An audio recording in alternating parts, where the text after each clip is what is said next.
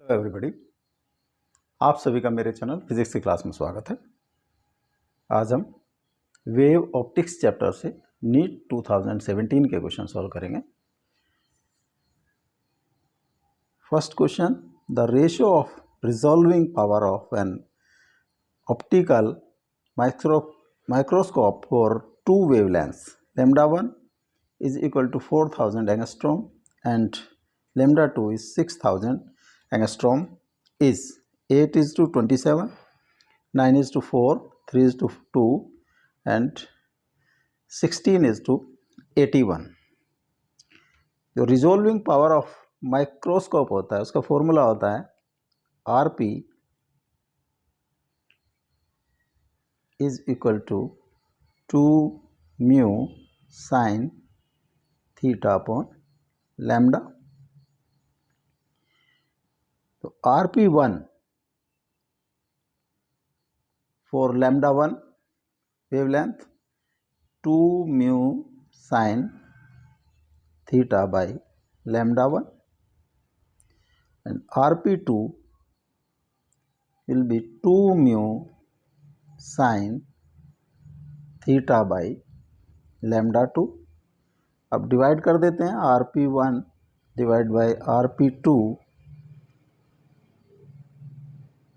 2 mu sin theta by lambda 1 divided by 2 mu sin theta by lambda 2।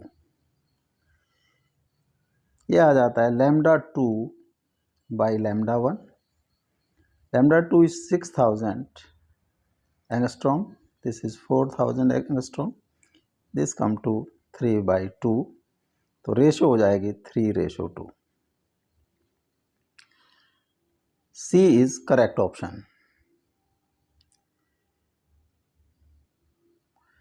Next, two polarides P1 and P2 are placed with their axis perpendicular to each other. Unpolarized light of intensity I0 is incident on P1.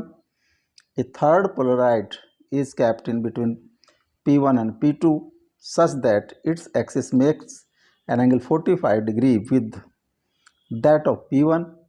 The intensity of transmitted light through P2 is I2 by 2, I2 by 4, I2 by 8, I2 by I0 by 2, I0 by 4 and I0 by 8 and I0 by 8 is 16।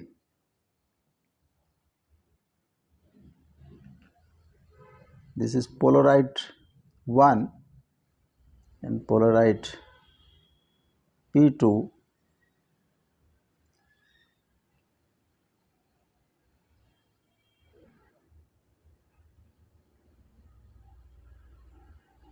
Their axis is perpendicular to each other। Suppose इसको हम इस तरह से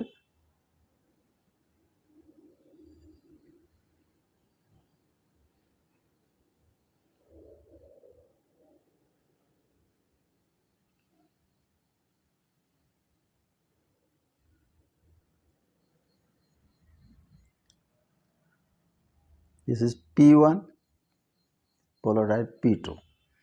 एक third Polaroid और in between put कर दिया गया है।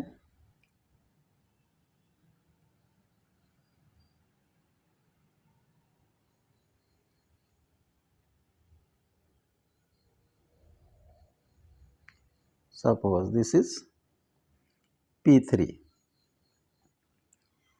जो light enters here, it is intensity is I0।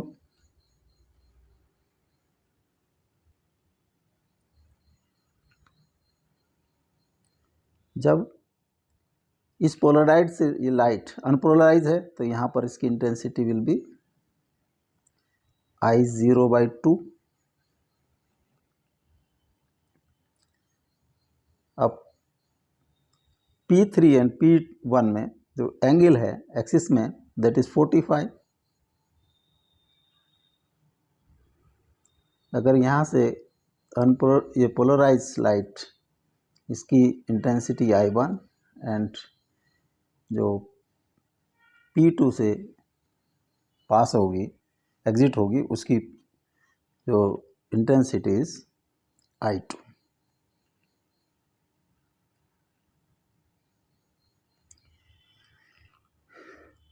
The Malus law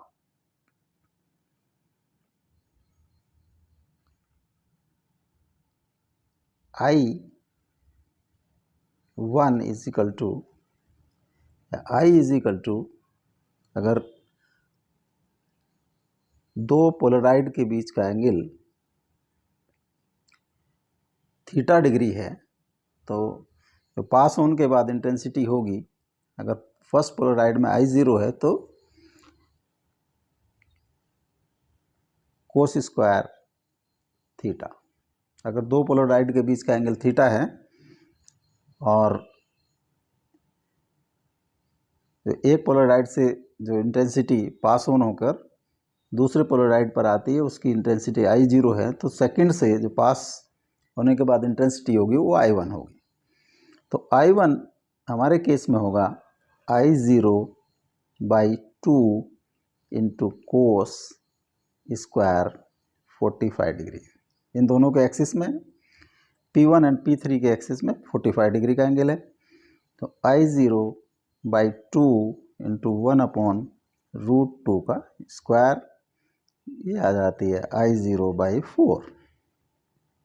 अब P3 और P2 के एक्सिस में सिमिलर डिफरेंस है 45 डिग्री, तो I2 will be I1 cos square 45 degree और I0/4 इंटू 1/√2 का होल स्क्वायर, ये आ जाता है I0/8। This C is correct option.